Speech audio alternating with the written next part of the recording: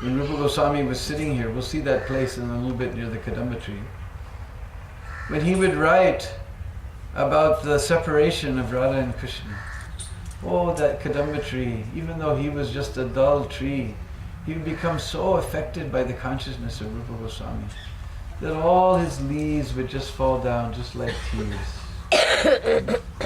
And then when again Rupa Goswami would again write about the union of Radha and Krishna, oh, then new fresh leaves will come and buds will come and flowers will come, no matter what season it was.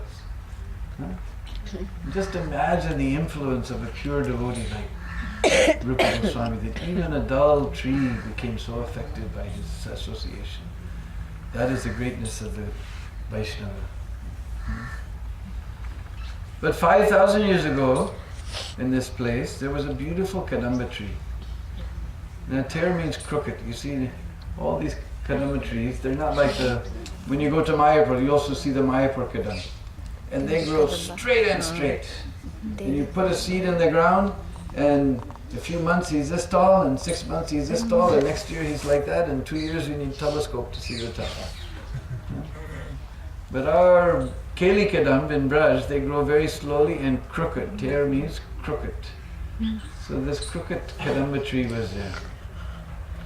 So what would happen was Krishna would climb in that tree in the afternoon when it's time for all the cows to come home.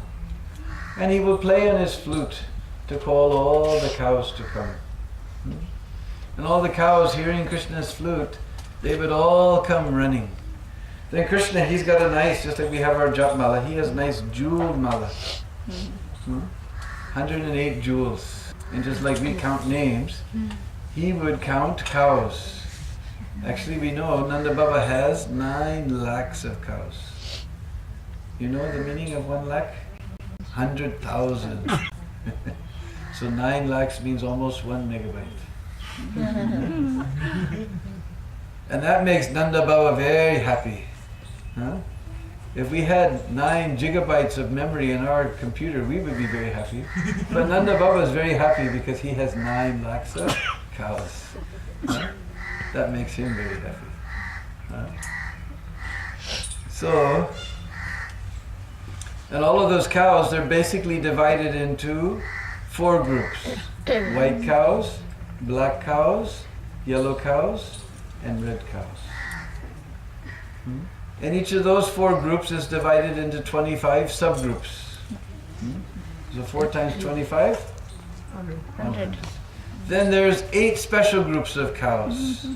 Huh? Those, I still want to see one, Mridanga-mukhi, with face like a mridanga. I've never seen it. And there's Singamukhi, with face like a lion. No? Aap kabhi dekha? Yes. Yes? All right. Maharaj has seen, I never saw. And there's cows with tilak, and chandan colored cows, and speckled cows, and cows with star. And this way there's 8 special groups of cows. So 108. So Krishna will take his jeweled mala and he will touch the nose of the leader of each group and see if all, he'll count 108, see if all the cows have come. And he knows all the cows by name.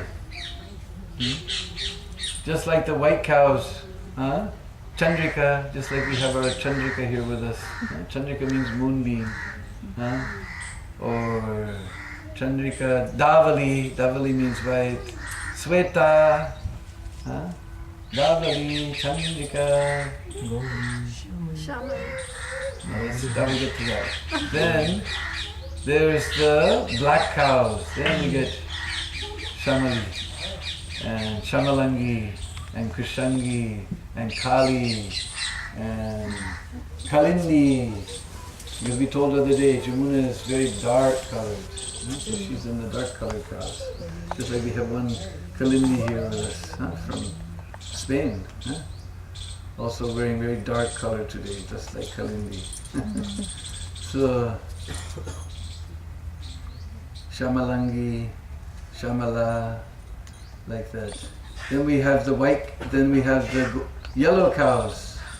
Gauri, Gange, Pitambari, Pili, These are all the yellow cows. Because Ganga is always very light color, so she's in the yellow cows, Ganga. Then we have the red cows, like Lali and Aruni. You know that song, Udila Aruna Purava Bhagi, when the sky becomes Arun, reddish. Huh? So Aruni and Lali and Saraswati. Actually, Saraswati river is reddish. We don't see anymore, but by some curse of Vasisht Rishi, she's reddish. So Saraswati's in the red cows, like that. So Krishna knows all the cows by name. So he sees if all the cows are there, and if somebody's missing, then he climbs back up in the tree and he calls that cow by its name to come. Now all those cows, they heard Krishna's flute.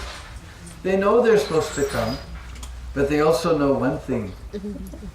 If they don't come, then Krishna will climb up in the tree and call them by name. Can you imagine? Lord calling you by your own name from his own lotus mouth?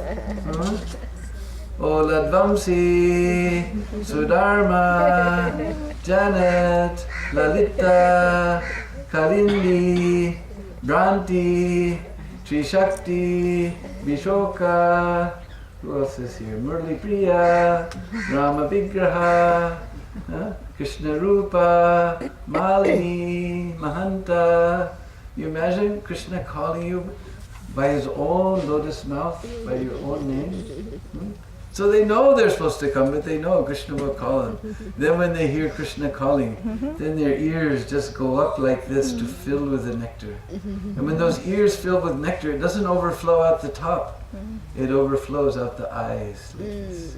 And then they come running with their legs stretched out like this, and then together like this, and their milk bag just going ka-choom, ka-choom, ka-choom, and they go